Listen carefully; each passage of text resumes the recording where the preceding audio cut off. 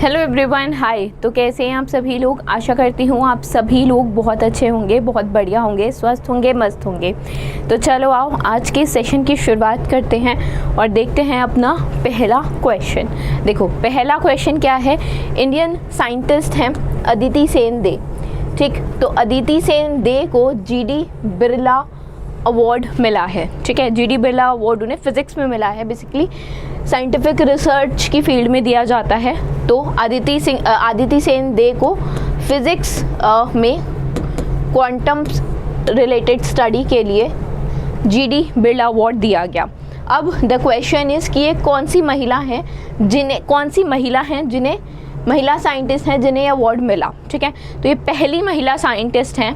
पहले मिल चुका है बट महिला साइंटिस्ट की बात करोगे तो पहली महिला साइंटिस्ट है जिन्हें जीडी बिरला अवार्ड मिला। जीडी बिरला के बिरला, कुछ याद आ रहा है? के बिरला फाउंडेशन के द्वारा ही अवार्ड दिया जाता है।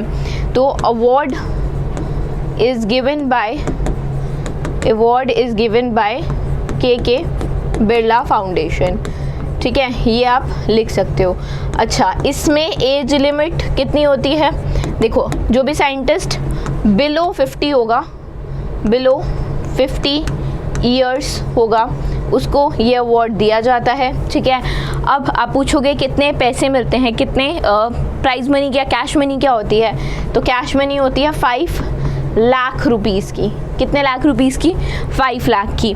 अब द क्वेश्चन अराइज कि ये कब एस्टैब्लिश हुआ? तो जीडी बिरला अवार्ड 1991 में एस्टैब्लिश हुआ। ठीक, इसको आपने देखा क्वेश्चन को।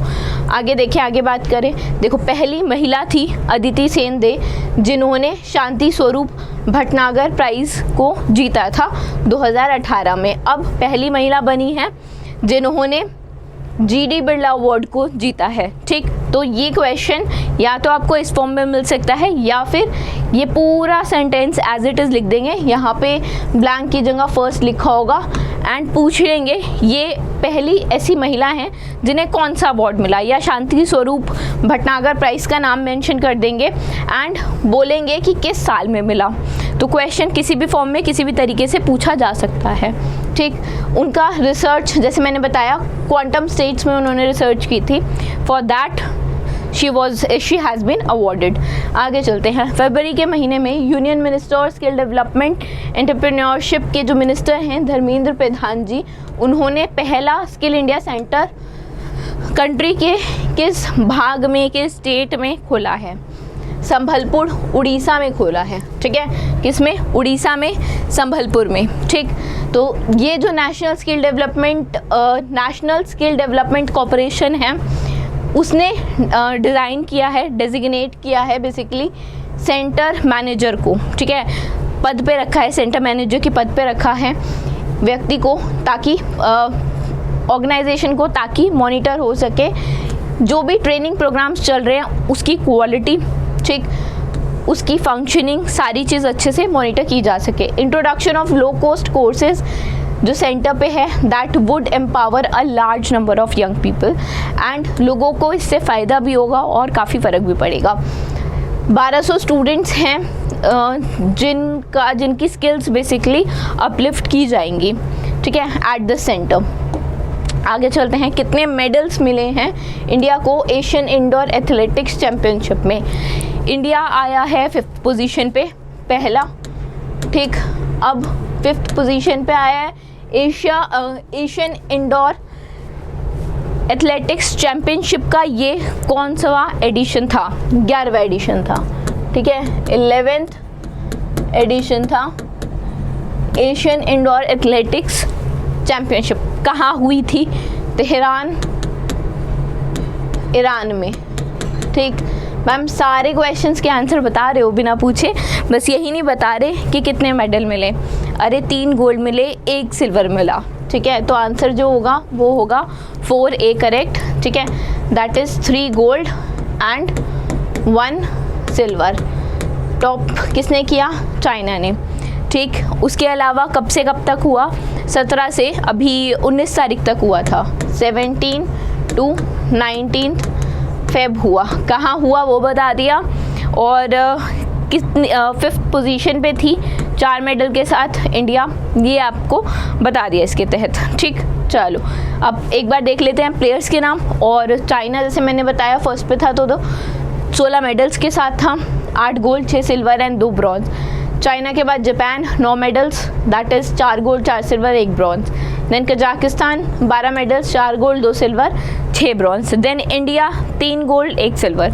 3 गोल्ड किसमें? 3 gold Harmilan Bains women 1500 metre में, ठीक, इन्हें गोल्ड मिला। Jyothi Yarraji women's 60 metre hurdle में, इन्हें गोल्ड मिला।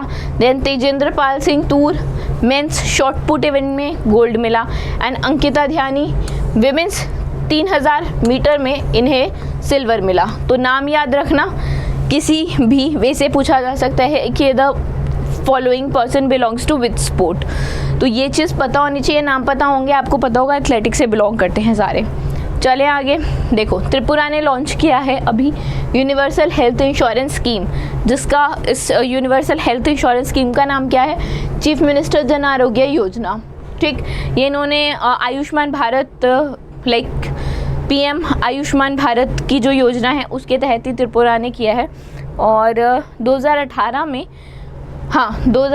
में आयुष्मान भारत स्कीम जो है वो त्रिपुरा में आ गई थी। अच्छा, अभी क्या किया है? अभी एक इंश्योरेंस स्कीम लॉन्च की है त्रिपुरा ने, जिस स्कीम का नाम है चीफ मिनिस्टर जन आरोग्य योजना। अब इसमें कितना कवरेज प्रोवाइड करेगी गवर्नमेंट पर फैमिली? तो 5 लाख का कवरेज प्रोवाइड किया जाएगा पर फैमिली। ठीक है, एक फैमिली के लिए 5 लाख। एंड इसमें कितनी फैमिलीज कवर होंगी? 4.15 लाख फैमिलीज जो हैं वो इस स्कीम में कवर होंगी।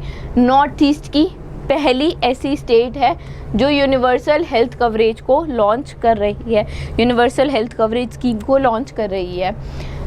जब इलाज हो जाएगा, चाहे गवर्नमेंट हॉस्पिटल से हो या प्राइवेट हॉस्पिटल से हो, किसी भी हॉस्पिटल में आपने कोई भी सर्विसेज ली हो, ठीक है, आपका एक्सीडेंट हुआ हो, तब आप एडमिट हुए हो या कोई सर्जरी करवाई हो, कुछ भी XYZ, तो 15 दिन तक आपको जो है मेडिसिन फ्री में दी जाएंगी। ठीक है, आयुष्मान भारत प्रधानमंत्री जन आरोग्य योजना के तहत ये स्कीम लाई गई है त्रिपुरा में। एंड हाँ, 23 सितंबर 2018 में आयुष्मान भारत स्कीम जो है त्रिपुरा में आ गई थी, स्टार्ट हो गई थी। आगे चलते हैं। अब क्वेश्चन कुछ इस प्रकार है कि कह रहा है कि एक सेंटेंसेस पढ़ो 3 और बताओ कि किस फेस्टिवल के बारे में बात हो रही है। एग्ज़ाम में भी ऐसे ही आता है, ऐसे ही जान खाता है एग्जामिनर आपकी, है ना, तो वैसे ही, ताकि तब वो क्वेश्चन जान ना खाए, इसलिए आज इसको पढ़ लो। ठीक, देखो स्टेटमेंट्स पढ़ते हैं, फिर पता लगाने की कोशिश करते हैं कौन सा फेस्टिवल हो सकता है। इसके बारे में हमने थोड़े दिन पहले भी बात की थी। फेस्टिवल अभी लाइक ऑब्जर्व किया जा रहा है, अभी मनाया जा रहा है। ठीक है, 21 से 24 तारीख तक, 21 से 24 तारीख तक, 24 फेब तक मनाया जाएगा। बट हमने किसी और वे में बात की थी, ठीक है, जिक्र किया था इसका। अभी फेस्टिवल आया, 2 साल में एक बार ये फेस्टिवल मनाया जाता है। ठीक है, 2 साल में, once in 2 years। ठीक, चलो अब इतना सस्पेंस रखते सीधा फेस्टिवल पे बात करते हैं। बाई एनुअली मनाया जाता है, वो बात हो गई। ठीक, फेस्टिवल कोमेमोरेट करता है फाइट, किसकी फाइट? मदर और डॉटर की fight, that is Samakka and Sarmala. Mother और डॉटर की फाइट, जो शासक थे उनके खिलाफ, उनके जो अत्याचार करते थे शासक, उनके खिलाफ मदर और डॉटर की फाइट को ये फेस्टिवल दर्शाता है। सेकंड स्टेटमेंट ये है। थर्ड स्टेटमेंट है कि ट्राइबल्स का सबसे बड़ा फेस्टिवल, ऐसा बोला जाता है, कुंभ मेले के बाद दूसरा ऐसा ये मेला है जिस पे जो लोगों की भीड़ है वो सबसे ज़्यादा होती है। अगर भीड़ देखनी है तो पहला फेस्टिवल जो है वो कुंभ है, कुंभ मेला है। And second is this one and the name is Madaram Jatara. ठीक है, that is Madaram Jatara. Jatara मदराम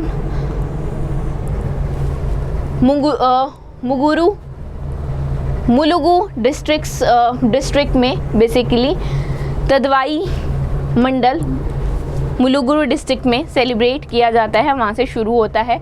mother और डॉटर समाखा एंड सरमाला जी की जो फाइट थी उसको दिखाता है, जो उन्होंने लाइक अनजस्टिस के खिलाफ जो उन्होंने लड़ा उसको दर्शाता है ये फेस्टिवल, राइट। 2 साल में बायएनुअली होता है, 2 साल में एक बार होता है। कोई वैदिक सिग्निफिकेंस नहीं है इसका, कोई भी वैदिक इन्फ्लुएंस नहीं है, ठीक है। इसमें क्या होता है ना, बेसिकली जितना आपका वेट है, अब जितना भी है आपका वेट, उतने किलो गुड़, जैगरी, ठीक है, जिसे बनग्रामा या गोल्ड के नाम से भी बोला जाता है, वो अर्पित किया जाता है देवी को, ठीक। जितना आपका वेट होगा उतना ही गुड़ अर्पित किया जाता है देवी को। और ये जो रिचुअल्स हैं वो खोया ट्राइब द्वारा, खोया ट्राइब के जो प्रीस्ट हैं, ठीक है, जो पंडित जी हैं, उनके द्वारा ही ये जो ट्रेडिशन है वो किया जाता है। अब एक क्वेश्चन इस सेंटेंस से भी आपको मिल सकता है कि कौन सी ट्राइब के जो प्रीस्ट हैं वो इस फेस्टिवल को, लाइक इनके ट्रेडिशन को फॉलो करते हैं। कुंभ मेले के बाद मैंने बताई दिया आपको, सबसे ज़्यादा डिवोटीज़ आपको इसी फेस्टिवल में दिखेंगे। ट्राइबल्स का फेस्टिवल है, 2 साल में एक बार आता है, क्वेश्चन ज़रूर मिलेगा इस पे से, याद रखना, ठीक है। ऐसा नहीं है कि हर साल आ रहा है, 2 साल में एक बार हो रहा है, याद रखना, बड़ा फेस्टिवल है।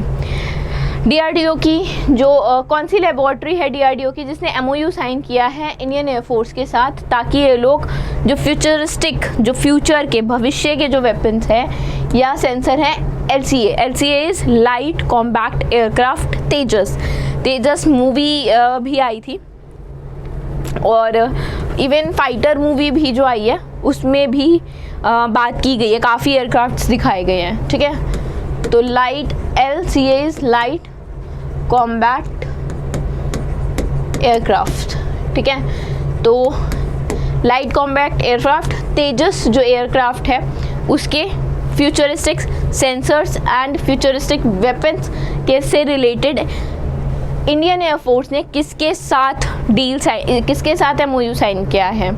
The answer is aeronautical development establishment. ये DRDO की लेबॉर्ट्री है, ठीक है। इसके जो डॉक्टर जी सतीश रेड्डी हैं वो इसके डायरेक्टर जनरल हैं, ठीक है, चेयरमैन है DRDO के, वो इसके डायरेक्टर जनरल हैं।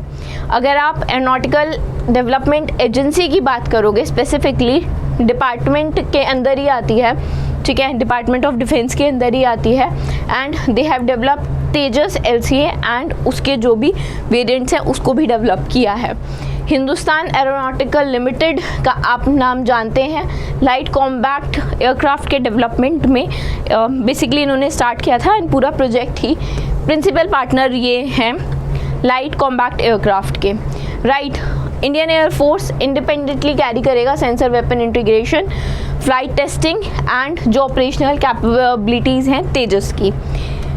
एरोनॉटिकल डेवलपमेंट एस्टैब्लिशमेंट हेल्प करेगा इंडियन एयरफोर्स को। इंडियन एयरफोर्स का हेडक्वार्टर कहाँ है? इंडियन एयरफोर्स का जो हेडक्वार्टर है वो दिल्ली में है, ठीक है, न्यू दिल्ली में है। अच्छा, हेडक्वार्टर तो न्यू दिल्ली में है, इनके क्या बोलते हैं, right, chief of air staff कौन है? विवेक राम चौधरी, ठीक है, chief of air staff Vivek Ram, अच्छा ये विवेक है and then the Ram and then Chaudhari, ठीक। चलो, रैंक बतानी है हेनली पासपोर्ट इंडेक्स में इंडिया की 85 है, 2023 के अकॉर्डिंग 84 थी, ठीक। चलो देखते हैं इसके बारे में भी।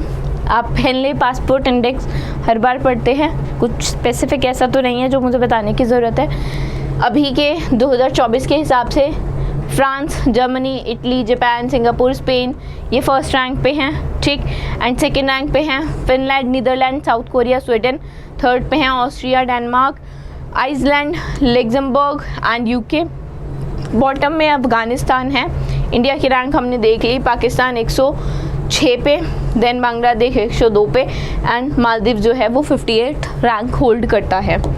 आगे चलते हैं। इंडियन एयर फोर्स ने कंडक्ट की है एक्सरसाइज वायु शक्ति। वायु शक्ति काफ़ी टाइम बाद कंडक्ट हुई है एंड किस प्लेस पे, किस जगह पे कंडक्ट हुई है? जैसलमेर राजस्थान में कंडक्ट हुई है। कहाँ कंडक्ट हुई है? जैसलमेर राजस्थान में हुई है। अच्छा, कब हुई है? ये 17 फ़रवरी को हुई थी। ये रह गया था तो I thought to cover it. ठीक है, 17 फ़रवरी को हुई थी। इंडियन एयर फोर्स ने कंडक्ट की है एक्सरसाइज वायु शक्ति 17 फ़रवरी को पोखरन एयर में to ground range near Jaisalmer. जो चीफ जस्टिस थे वो अनिल चौहान जी थे, chief of defence staff. Theme याद रखना, lightning strike from the sky. Exercise में कम अराउंड 121 एयरक्राफ्ट थे, जिसमें तेजस, प्रचंड, ध्रुव सभी थे। राइफल्स की अगर एयरक्राफ्ट में और एयरक्राफ्ट की बात करें तो Rafale, Mirage, Sukhoi 30, MKI, Jaguar, Hawk, C-130J, Chinook, Apache, MI-17। और वायु शक्ति मैंने कहा था ना काफ़ी टाइम बाद हुई है। इससे पहले पोखरण में फरवरी 2019 में हुई थी और अब 24 में हुई है। ठीक है, माल्टा जो है वो 119वीं कंट्री बन गया है जिसने ISA इंडियन सोलर अलायंस, जिसका हेडक्वार्टर जो है वो गुरुग्राम में है। ठीक है, गुरुग्राम हरियाणा में है। कहाँ पे है? गुरुग्राम हरियाणा में। अच्छा, इसके DG कौन है? इसके DG हैं, डायरेक्टर जनरल हैं डॉक्टर अजय माथुर। ठीक है, कौन है? डॉक्टर अजय माथुर। ये बात हो गई। ठीक है, ये बात हो गई। यहीं पे आप क्वेश्चन पे आ जाते हैं। माल्टा 119वीं कंट्री बन गया है जिसने ISA को ज्वाइन किया है, that is international solar alliance को ज्वाइन किया है। द क्वेश्चन इज़ कि माल्टा कौन से कॉन्टिनेंट में लोकेटेड है? तो माल्टा जो है वो यूरोप में लोकेटेड है, एज यू ऑल नो। अगर नहीं पता तो अब पता चल गया होगा। ISA that is international solar alliance में 120 से ज़्यादा कंट्रीज़ ने साइन किया है। एंड फॉसिल फ्यूल्स पे जो उसका यूसेज है उसको कम करके रिन्यूएबल जो एनर्जी सोर्सेज हैं उसको ज़्यादा यूज़ करना is the main M of it. ठीक है, कंसेप्ट जो है वो 21वां जो कॉप था, ठीक है, COP 21 conference of parties 21 United nation framework के द्वारा जो पेरिस में हुआ था 2015 में, उसके तहत ये बेसिकली इसका गठन हुआ था। जॉइंट एफर्ट है इंडिया और फ्रांस का। ये क्वेश्चन भी पूछा जाता है कि it is a joint effort of which two countries, तो इंडिया एंड फ्रांस। बेसिकली 6 दिसंबर 2020 में फोर्स में आया था एंड जो लक्ष्य है वो है 1000 गीगावाट्स की सोलर कैपेसिटी को 2030 तक डिप्लॉय करना। ठीक है, एंड उससे उसको बेसिकली इलेक्ट्रिसिटी एंड वेरियस काम के लिए यूटिलाइज करना। How much amount has India contributed to IBSA fund for poverty and hunger eradication? ये क्या है IBSA? It is India, I for India, then what is B? B for Brazil and